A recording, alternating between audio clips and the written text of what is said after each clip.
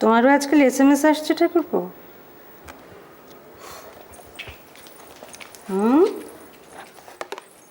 এত রাতে কে? ঈশান, একটাই শব্দ, এনজয়িং। বাস? আর কি, নির্ঝঞ্ঝাট রাস্তা, খবর দেয়া নেয়ার। বুঝতে পেরেছি, ছেলের সাথে কথা বলতে ইচ্ছে করছে। তা তুই যদি ছেলের সাথে কথা বলতে ইচ্ছে করছে, ছেলেকে একটা ফোন করে নাও না ঠাকুরপো। কি লাভ? এড়াতে চাইলে ছলের অভাব হয়। দু একবার হ্যালো হ্যালো বলবে, তারপরই বাস, নো নেটওয়ার্ক। যত কথা তো মায়ের সাথে। তোমরা বড্ড বেশি চিন্তা করো জানো তো ঠাকুরপো। গেছে তো বন্ধুদের সাথে গো। হ্যাঁ, যাক না, থাক না, কটা দিন একটু আনন্দ করে আসুক না গো। ওর যে কোনো বৈষয়িক বুদ্ধি নেই বৌদি, চিন্তাটা তো আমাদের সেইখানেই না। ওর কোনো বৈষয়িক বুদ্ধি নেই, তোমার সেখানেই চিন্তা। কার ছেলে ঈশান? কি করে হবে বৈষয়িক বুদ্ধি? বাবা ঠাকুরপো, আমি তোমাকে কতবার বলেছি ঠাকুরপো, মাস মাইনের টাকাটা রানুর হাতে দাও, রানুর হাতে দাও। তুমি ঠিক সেই টাকাটা নিয়ে এসে তুমি তো যাকে যা দেবার দিয়ে দাও বৌদি, সংসার খরচের টাকাটা এক হাতে থাকাই ভালো। দেখি, এই মাসের এক্সট্রা খরচা বলতে ওই কৃষিকার টার্ম ফিজ, আর হ্যাঁ ওই রান্নাঘরের ওয়ারিংটা তুমি পাল্টেই নাও বৌদি। রোজই তো শর্ট হয়ে কিছু না কিছু জ্বলে যাচ্ছে। সত্যি ঠাকুরপো, আমি তোমার মতো মানুষ দেখিনি। কার বোঝা কে বয়। তুমি যদি চাইতে আমাদের কথা না ভেবে একটার পর একটা প্রমোশন নিতে পারতে, আজকে তুমি কোথায় পৌঁছে যেতে।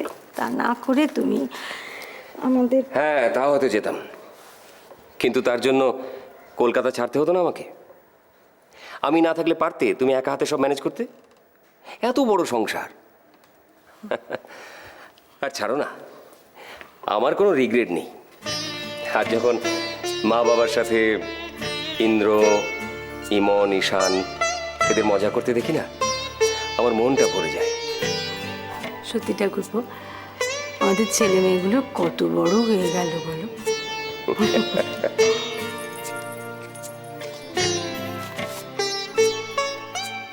তুমি ওয়াটার ফিল্টার কিনেছো?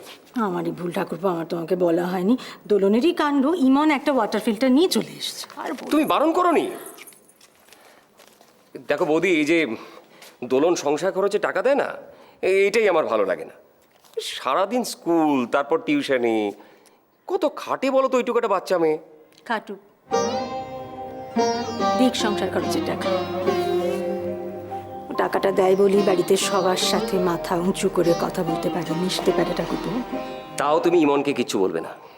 এই তোমার আহ্লাদে ও মাথায় চড়ে বসেছে।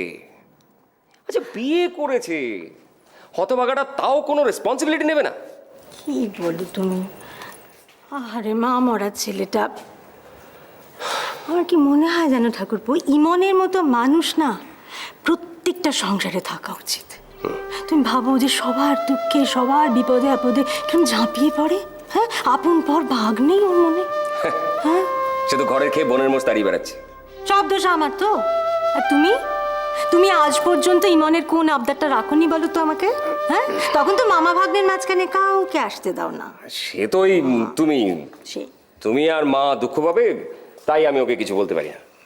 বলতে পারো না? ঠিক আছে, ইমনকে শাসন করার লোক চলে আসছে, কালকেই চলে আসছে। রাধা আসছে? রাধা আসছে কাল? আচ্ছা, তুমি এখনো বসে রয়েছো?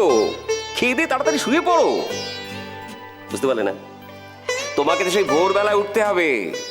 আরে রাধা আসা মানেই তো সমস্ত বাড়িটা একেবারে মাথায় তুলে নেবে।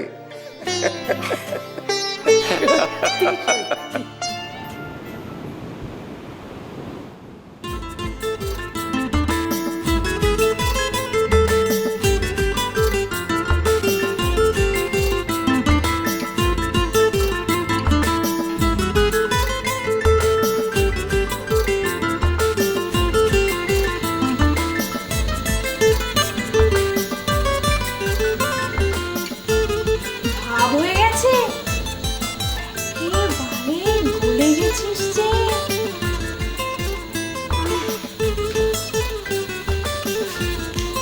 সেড না, আমার গলার হাড়ের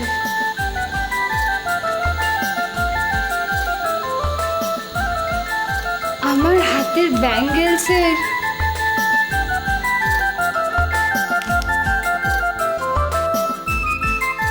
আমার চুলের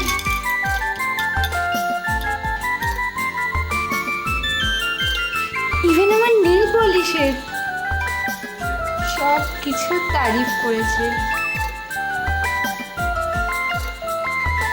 He's so cute.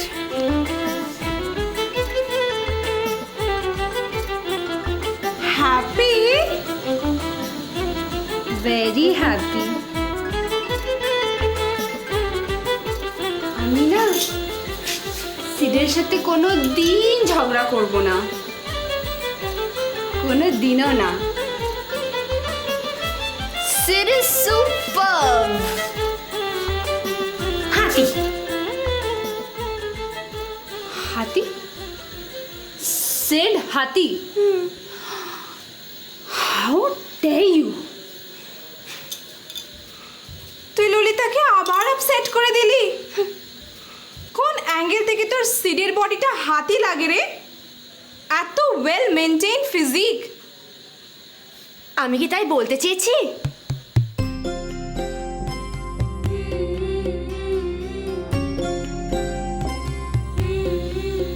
এক মিনিট, তুই কি বলতে চাইছিস?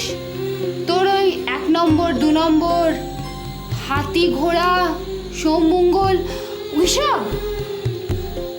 আসলে না ললিতা, তোর একটা ঝগড়ার যোগ আছে। চুপ কর। আমি শুনতে চাই না, হ্যাঁ একদম শুনতে চাই না।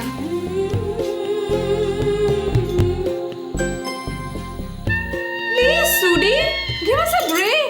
তুই কবে তোর প্রেডিকশনসের হাত থেকে আমাদের মুক্তি দিবি রে? ওকে ওকে, হোয়াটএভার। আমি জাস্ট তোকে সাজেশন দিচ্ছিলাম।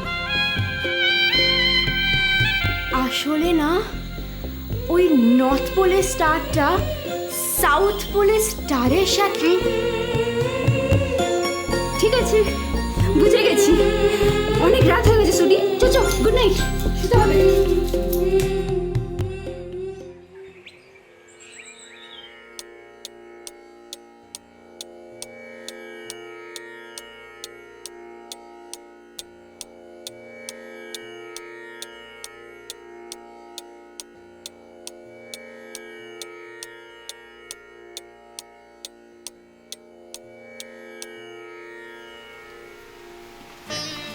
আরে রাধা দিদি, কখন এলে?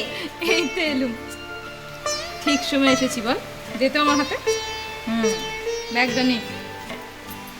দাও। দাঁড়া।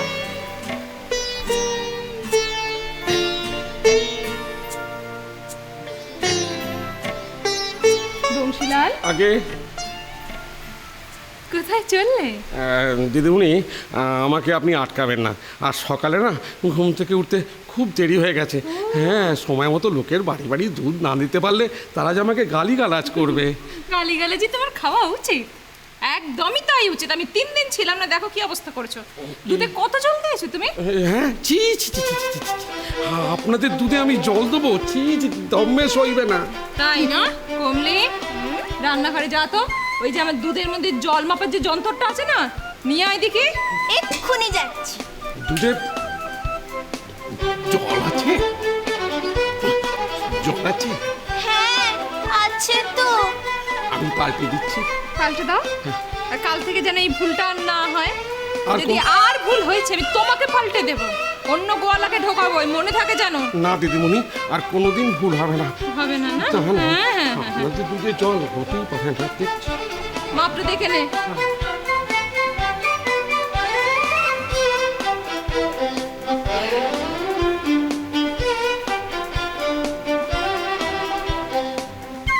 বেরিয়ে আসুন।